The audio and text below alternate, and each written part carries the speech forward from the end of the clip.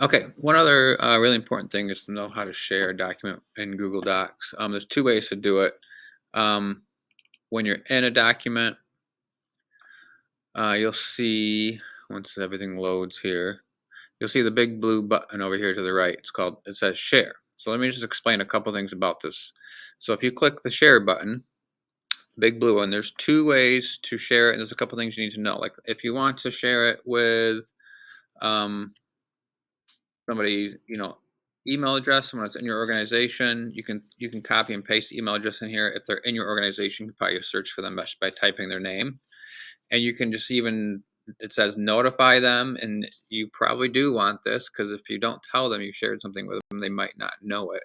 So you would just make sure that checkbox is checked. It always is. Type a little message, let them know what this is about. But this is a really important thing over here. Do you want them to be able to edit the document, or do you want them just to be able to view it? I've never used Commenter, um, so I'm guessing that you can just comment on it. But do you want them to just view it or be able to edit it? And you pick that, type a little message, hit send. They'll get an email that you've shared a document with them, and then they can either view it or edit it, whatever permissions you gave them. Another way to do this is, and I use this one a lot, it's called Get Link. So a lot of times I'll just, you gotta, with Covenant House, you gotta open this area down here. You gotta click on, um, it said down here something about restrictions. So you click on this blue link down here, and then you just got to same thing here. Do you want the person to be able to just view this or edit it? Let's say you just want them to be able to view it.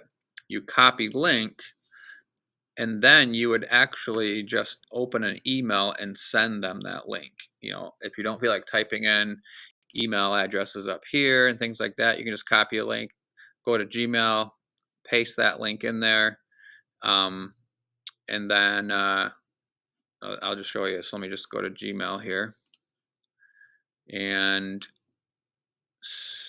we'll wait for this to load, and we'll just compose a new email.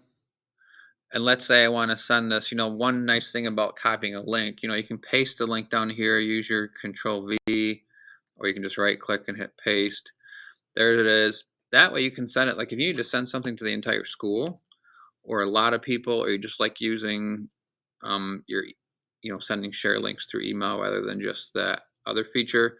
This is a great way to do it. So if I wanted to share this with the entire school, I could just type in, the entire school address here. Grand Rapids All Staff.